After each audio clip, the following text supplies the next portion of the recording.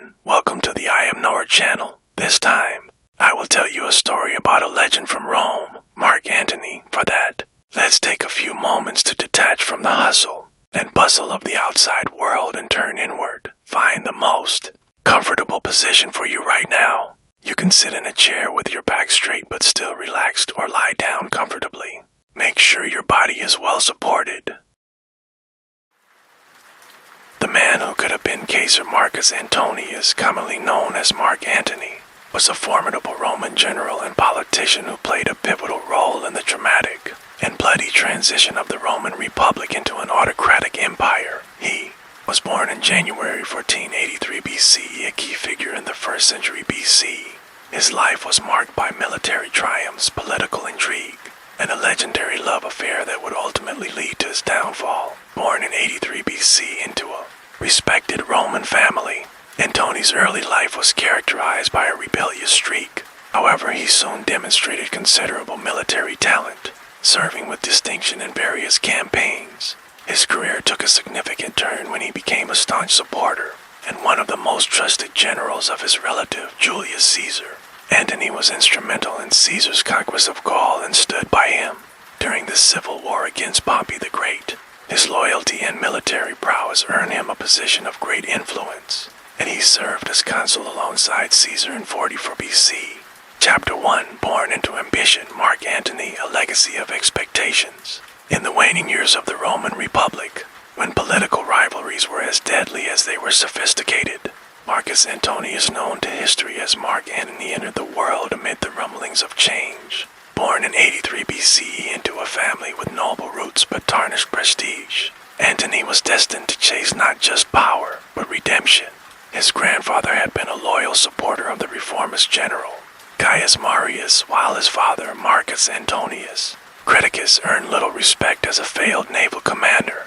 Despite bearing the prestigious name of a consul and orator his grandfather, Antony inherited more debts than glory. But in Rome, failure was a spark igniting ambition in the hearts. Those who believed they could reclaim what was lost died youth in a city of chaos. Mark Antony grew up during a time of violence, civil strife, and political upheaval. Rome was a city split between optimates and populares, between the aristocracy and the champions of the common people.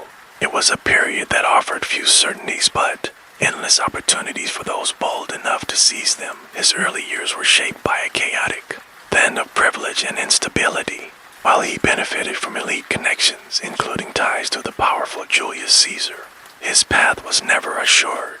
Antony's teenage years were marked by a hunger to rise above the shadow of his father's legacy and to redefine what it meant to be an Antonius. Charm, vice, and the Roman spirit. From the beginning, Antony possessed the qualities that would later define him: striking charisma, martial talent, and a dangerously impulsive streak. He was a soldier at heart, but also a creature of pleasure, deeply Roman in his appetite for life's indulgences. Handsome and eloquent, he moved easily through the circles of Rome's elite, yet his recklessness often threatened to undo him. He trained in rhetoric, studied philosophy, and learned the ways of military command. But what truly set him apart was his ability to understand the moods of the Roman people. He could rouse a crowd, win over soldiers, and navigate the complex web of alliances that govern Roman power. The shadow of Caesar, Antony's early ambition, found direction under the mentorship of Julius Caesar, a rising general whose bold strategies and populist reforms challenged the old order.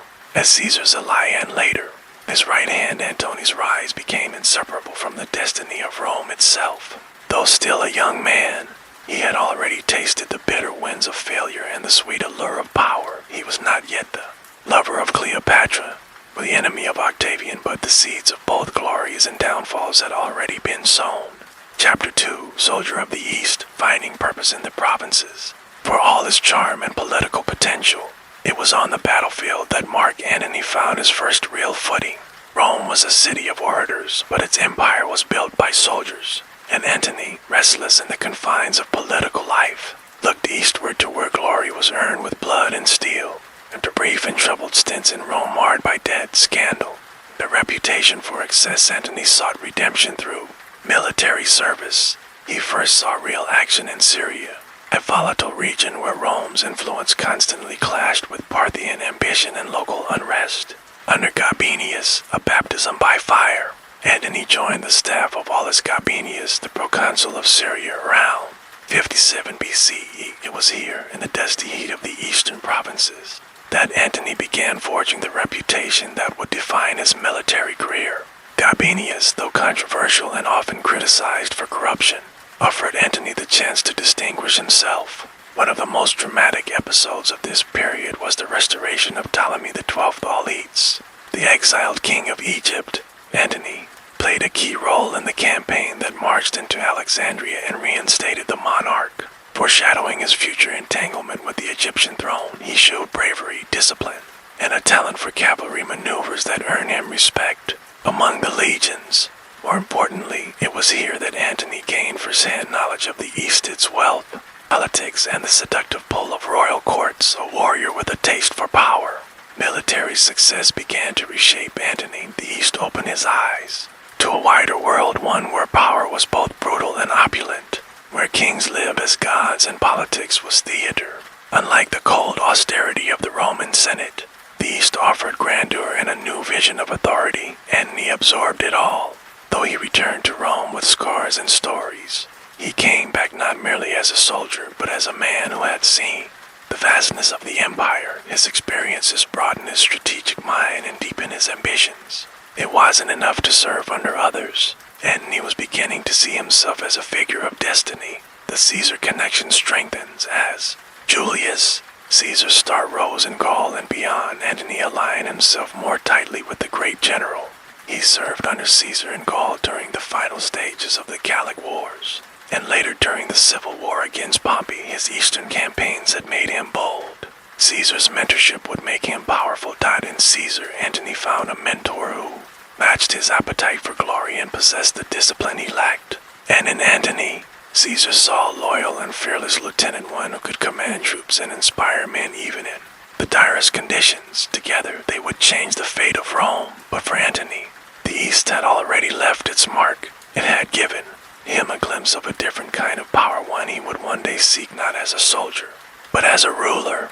Chapter 3, Meeting Caesar, the beginning of a political alliance to men, one vision. The meeting of Mark Antony and Julius Caesar was more than just the alignment of ambition. It was the fusion of two distinctly Roman forces. Caesar, the brilliant general and political reformer, saw in Antony a loyal and spirited subordinate. Antony, still rough-edged but rising, found in Caesar both a father figure and a pathway to power. Their first real collaboration began during Caesar's campaigns in Gaul, where Antony served as one of his trusted legates. It was a natural fit. Caesar appreciated Antony's bravery, charisma, and ability to connect with the rank-and-file soldiers. Antony, for his part, admired Caesar's decisiveness and vision, learning the game of Rome. Under Caesar's mentorship, Antony's talents matured. He learned not just the art of war, but also the delicate and deadly games of Roman politics. Caesar was a master of propaganda, public persuasion, and strategic patience, Antony observed closely, picking up skills he would later use, sometimes masterfully, sometimes fatally. By the time Caesar returned to Rome, Antony had become more than a soldier. He was a political figure in his own right, with the backing of a man who now dominated Roman affairs. Antony was elected tribune of the plebs in 49 BCE, a critical post that allowed him to directly support Caesar's legislative agenda, the crossing of the Rubicon. It was Antony who carried Caesar's controversial proposals to the Senate, and it was Antony who fled Rome in protest when they were rejected. This symbolic act of loyalty earned him Caesar's enduring trust. When Caesar crossed the Rubicon and ignited civil war, Antony stood firmly at his side. He served as Caesar's second-in-command in the campaigns against Pompey and the Senate's conservative faction. His leadership at the Battle of Pharsalus 48 BCE helped secure a decisive victory, left Caesar the uncontested ruler of Rome, power behind the throne. After Caesar's triumph, Antony was rewarded with high office, appointed as master of the horse, essentially the dictator's deputy, while Caesar toured the empire consolidating power. Antony governed Rome in his absence, but this period exposed some of Antony's weaknesses. He lacked Caesar's finesse, and his heavy-handedness in dealing with opposition earned him criticism. Still, their partnership endured. Antony was Caesar's enforcer, his shield in the Senate, and a visible embodiment of the populist ideals they both espoused. Though Caesar was the sun, Antony had become a planet firmly in his orbit. The balance shifts. But as Caesar amassed titles dictator for life among them, tensions began to rise. Antony was loyal, but also ambitious. He had tasted real power, and though he remained devoted, there were early signs of friction. Did he want more than Caesar was willing to give? The bond between them, forged in battle and political revolution, would be tested by Rome's shifting tides, and as the shadow of dictatorship darkened the Republic, Antony's next chapter would unfold not as Caesar's follower, but as his heir and ultimately as one of the central figures in the chaos to come. Chapter 4. The Civil War begins. Rome in shock. The Ides of March. 44 BCE. Julius Caesar lay dead at the foot of Pompey's statue, stabbed 23 times by men he once called allies. The Senate had hoped that by removing one man, they could restore the Republic. Instead, they unleashed the very chaos they had feared. Mark Antony was among the first to act, though he had been distracted, literally led away from the Senate chamber moments before the assassination. Antony quickly seized the initiative. As Caesar's most visible supporter and newly appointed co-consul, he moved to stabilize Rome while keeping his options open. In the vacuum of power, Antony's ability to maneuver politically became just as critical as his strength in battle. Seizing Caesar's legacy, within days, Antony acted with shrewd precision. He negotiated with the conspirators Brutus, Cassius, and the rest of the so-called liberatores, offering temporary amnesty to avoid immediate civil unrest. But behind the scenes, he worked to inflame public opinion against them. The turning point came at Caesar's funeral. Antony, delivering one of the most powerful orations in Roman history, stirred the crowd with pathos and populism. Reading Caesar's will aloud, he revealed that the dictator had left money and land to the Roman people. The crowd rioted, the conspirators fled. Antony positioned himself as the champion of Caesar's memory. But Caesar had made one final move before his death that would reshape everything. He had named his grandnephew, Caius Octavius, as his adopted son and legal heir. A young rival emerges. Octavian was only 18 when he arrived in Italy. Few took him seriously at first, least of all Antony. But the young man had political instincts that would soon rival even Caesar's. He began gathering support from Caesar's veterans, raising legions with the promise of revenge and reform. Antony, meanwhile, was consolidating power by leveraging his position as consul, absorbing provinces, and ignoring Senate authority. He began to appear dangerously close to establishing himself as a new Caesar. The Senate, which had once feared dictatorship, now saw Octavian as the lesser threat, marching toward conflict. By late 44 BCE, tensions between Antony and Octavian exploded into open hostility. Octavian accused Antony of abusing power and attempting to dominate Rome through force. Antony, in turn, underestimated the young heir's resolve and underestimated the Senate's willingness to back him. In early 43 BCE, Octavian and his forces clashed with Antony at the Battle of Mutina. Though Antony fought fiercely, he was ultimately forced to retreat. The Senate declared him a public enemy. But the Civil War had only just begun. Enemies become allies. The Second Triumvirate, in a stunning reversal, Antony, Octavian, and Lepidus, another Caesarian loyalist, formed the Second Triumvirate later in 43 BCE. It was an official, legally sanctioned alliance with near absolute powers to restore order. Together, they orchestrated the proscriptions, a brutal purge of political enemies that saw hundreds executed, including the famed orator Cicero, an outspoken critic of Antony.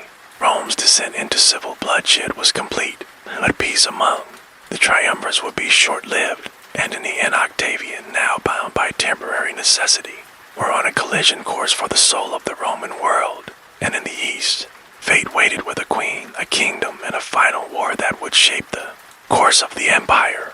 Chapter 5. Right hand of a dictator. Power in Caesar's shadow.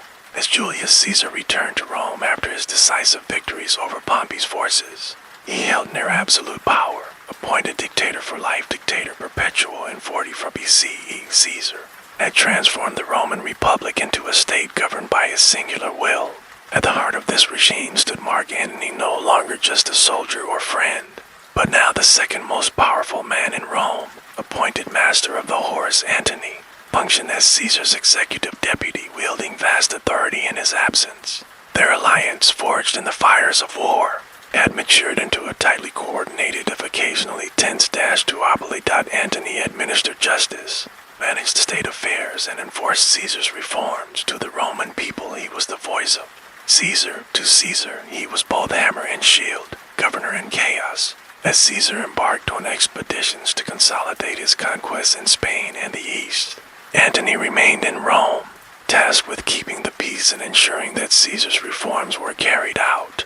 But Antony's rule was uneven, lacking Caesar's subtlety. He dealt with opposition bluntly. He clashed with the Senate, alienated key allies, and allowed his temper to undermine his authority. Roman aristocrats whispered that Antony lacked restraint.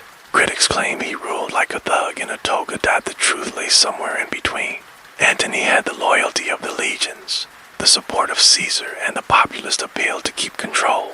But his political finesse lagged behind his ambition. Strengths and cracks emerge. Antony's loyalty to Caesar was never in question, but his judgment often was. His handling of domestic matters, especially disputes over land, debt relief, and Senate appointments, exposed his limits as a statesman. He also grew increasingly indulgent. Tales of drunken banquets, public liaisons, and extravagant living began to circulate. Too many. Antony embodied both the vibrancy and the vulgarity of the Caesarian regime. He was, in every sense, a man of Rome, brilliant, flawed, and dangerously charismatic. Yet even as his popularity fluctuated, Antony remained indispensable. Caesar needed him to project strength, to enforce loyalty, and to remind the Senate that his rule was not up for negotiation. The final days before the fall. In the final months of Caesar's life, Antony stood at the peak of his power, but storm clouds were gathering. Whispers of conspiracy reached Caesar's ears, yet he dismissed them. Antony, ever the soldier, warned his leader to be cautious. He even attempted to intervene on the Ides of March, but was deliberately detained by the conspirators as Caesar walked into his fate. Caesar's death left Antony exposed. Without his patron and protector, Antony was suddenly surrounded by enemies, both old rivals and Caesar's assassins. But if Rome expected Antony to fade with Caesar's fall, it had badly miscalculated. Antony was no longer just the right hand of a dictator. He was now the torchbearer of Caesar's legacy and the man who would decide whether the Republic would rise again or fall into empire. Chapter 6, the Ides of March, the calm before the storm. It began like any other day in Rome. On the morning of March 15th, 44 BCE, Julius Caesar prepared to attend a session of the Senate at the theater of Pompey. He had recently been named dictator, perpetual dictator for life, a move that disturbed even his closest allies. His image appeared on coins. A golden throne awaited him in the Senate.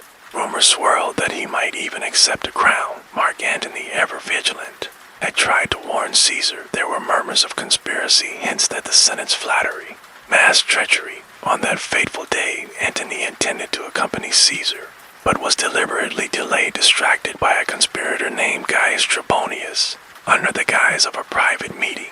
While Antony was kept occupied, Julius Caesar was stabbed 23 times by a group of senators, including Brutus and Cassius, men Caesar had once trusted. The assassination was as symbolic as it was savage, conducted beneath the statue of Pompey, Caesar's old rival. Died by the time Antony realized what was happening. It was too late. Rome had changed forever. Aftermath and blood and silence. For a brief moment, silence ruled Rome. The assassins claimed they had saved the Republic, expecting the people to rejoice. Instead, they were met with uncertainty, fear, and growing unrest. Now the Senate debated and the conspirators scrambled to justify their actions. Antony acted, returning to the capital. Antony retrieved Caesar's body and secured his personal papers and possessions.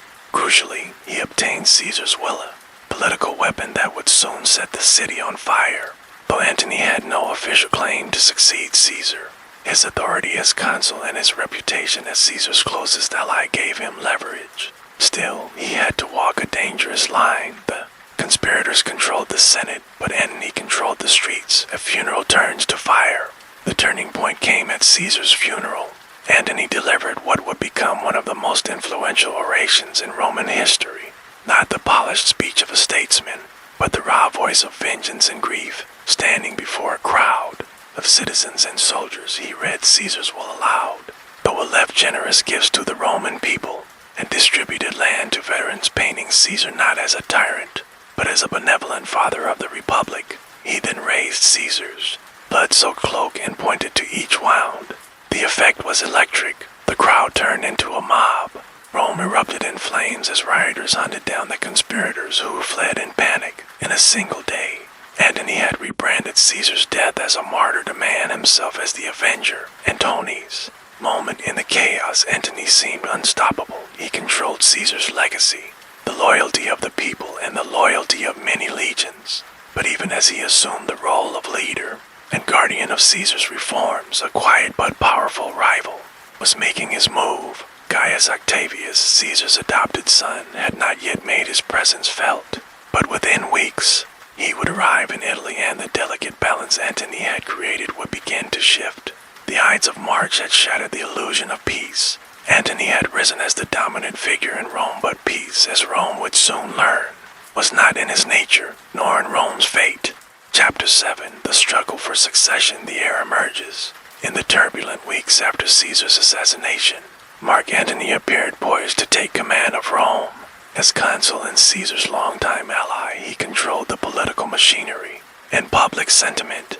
But the emergence of Gaius Octavius, an 18-year-old adopted as Gaius Julius Caesar Octavianism, Caesar's will changed everything. Octavian was young, relatively unknown, and lacked military experience. Antony, ever the veteran, dismissed him as a child playing politics.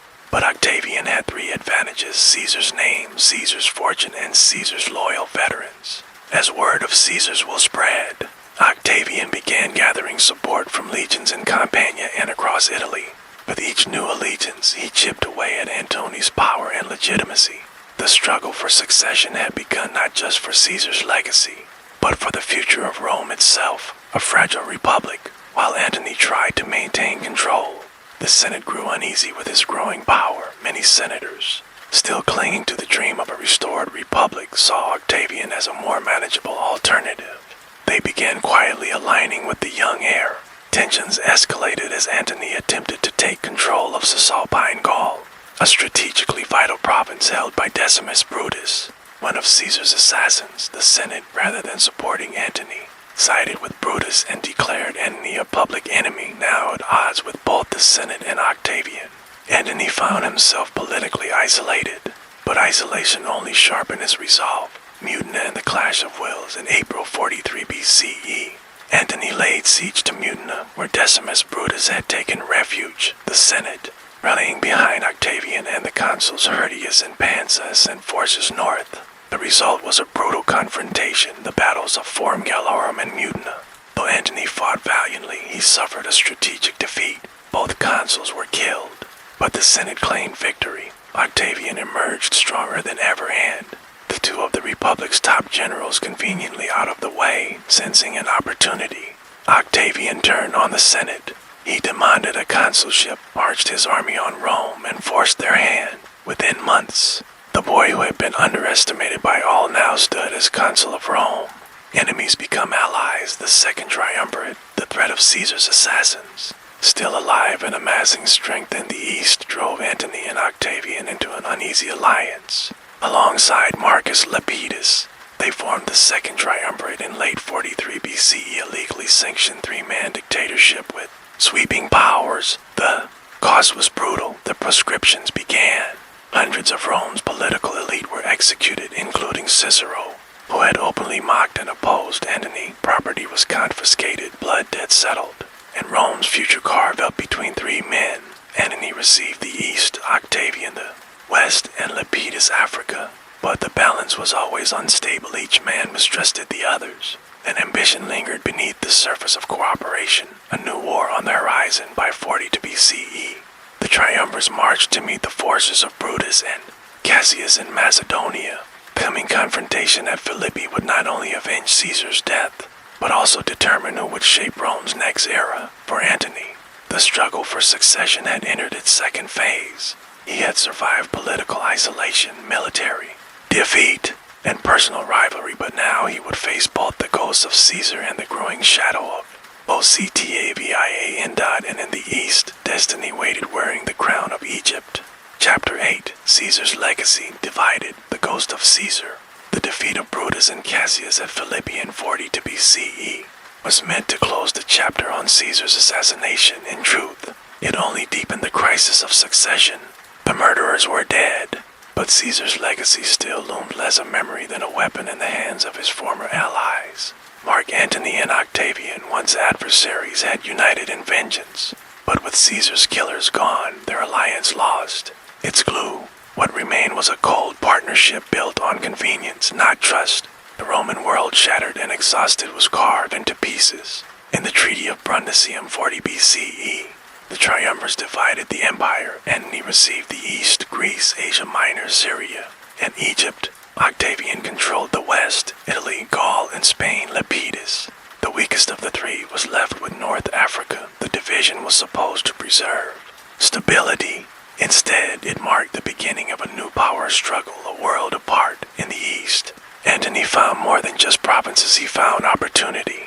Freed from the Senate's interference in Rome's political games, he envisioned a new kind of authority. The wealth of the East, the grandeur of its courts, and the legacy of Alexander the Great stirred his imagination. He began to build a quasi-monarchic presence, ruling from Antioch, commanding powerful legions and forging alliances with local kings. While Octavian struggled with unrest, debt, and political intrigue in Italy, Antony appeared almost regal in the East and heir to both Roman and Hellenistic traditions. But this growing independence set him on a collision course with Octavian, who viewed Antony's Eastern ambitions as betrayal, the marriage that wasn't meant to last. To maintain the illusion of unity, Antony married Octavia, the sister of Octavian, in 40 BCE. Octavia was noble, intelligent, and politically astute, a symbol of reconciliation between Rome's two great powers. Yet even as the marriage served Rome, Antony's heart and strategy lay elsewhere. In Egypt, the Queen Cleopatra VII awaited him, and their relationship would soon shift from private liaison to public alliance. Rome watched uneasily as Antony drifted further from the Republic's traditions and closer to Eastern luxuries and absolutism. Legacy and contention. As the years passed, the tension between Antony and Octavian deepened. Each claimed to be the true heir of Caesar's vision. Octavian positioned himself as the guardian of Roman tradition, the protector of Italy, and the champion of Caesar's res publica. Antony leaned into Caesar's ambition for expansion and imperial authority, imagining a fusion of Roman power and Eastern splendor. What had begun as a united campaign for justice had become a contest of legacy. Two men, each forged by Caesar, each claiming his mantle, now stood for two futures. Rome could not endure both. Chapter 9, From Rome to Alexandria, a shift in the wind. By 39 BCE, Mark Antony had begun spending more time in the East, first out of necessity than by design. The territories under his command were vast and complex. Wars on the Parthian frontier, diplomacy with Eastern kings, and the delicate balancing act of maintaining Roman authority in foreign lands. But amid these challenges, one presence began to dominate both his attention and his destiny: Cleopatra VII, Queen of Egypt. Their relationship, born years earlier during the campaign to restore her father's throne, had rekindled in the wake of Caesar's death. Now it evolved into something deeper, a political alliance, a romantic partnership, and ultimately the central axis of Antony's future. The allure of Alexandria. Antony arrived in Alexandria not as a conqueror, but as a guest of the queen. The city dazzled him. Its architecture, culture, and intellectual riches stood in sharp contrast to Rome's austerity. Here, kings still ruled like gods. Power was draped in gold, not cloaked in law. In Cleopatra, Antony found more than a lover. He found an equal, brilliant, fluent in many languages, and deeply political. Cleopatra offered Antony something he had never had in Rome: the ability to rule without apology. As their affair deepened, so did the symbolism. Together, they presented themselves as living deities, Dionysus and Isis, East and West united. For Antony, Alexandria offered more than comfort, it offered legacy. The turning point.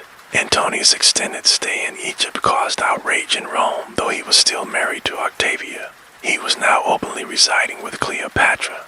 He fathered 3 children with her and began reshaping his political identity.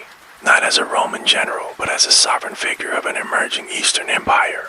This shift alarmed Octavian and the Roman elite. To them, Antony appeared to be abandoning Roman traditions for Eastern decadence. Rumors spread that Cleopatra was manipulating him, that he intended to move the Roman capital to Alexandria, and that he no longer served Roman interests. These claims were exaggerations, but not without foundation. Antony's priorities were changing. His dream of an Eastern Roman fusion began to overshadow his duties to the Republic, and with every year spent in Alexandria, the gap between him and Rome widened, dividing the world again. In 34 BCE, Antony made a bold and controversial move: the donations of Alexandria. In a grand ceremony, he distributed eastern territories to Cleopatra and their children. Caesar, I Am Cleopatra's son by Caesar, was declared King of Kings, a direct challenge to Octavian's claim as Caesar's rightful heir. This moment drew a line in the sand. Rome was scandalized.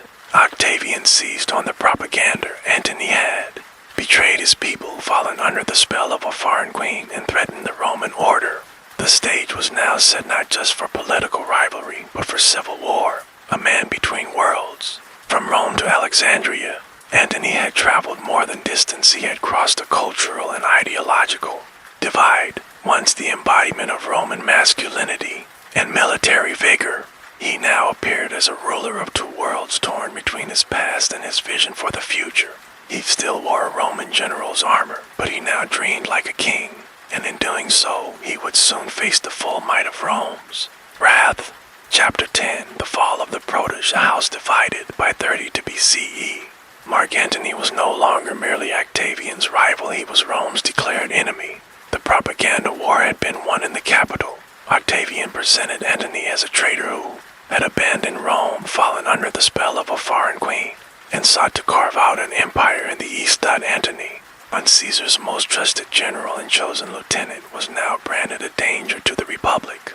The Senate, under Octavian's influence, stripped Antony of his consulship and officially declared war not on Cleopatra, as some Roman politicking suggested, but on both Antony and Cleopatra together. It was no longer a struggle between heirs, but a battle for the soul of Rome.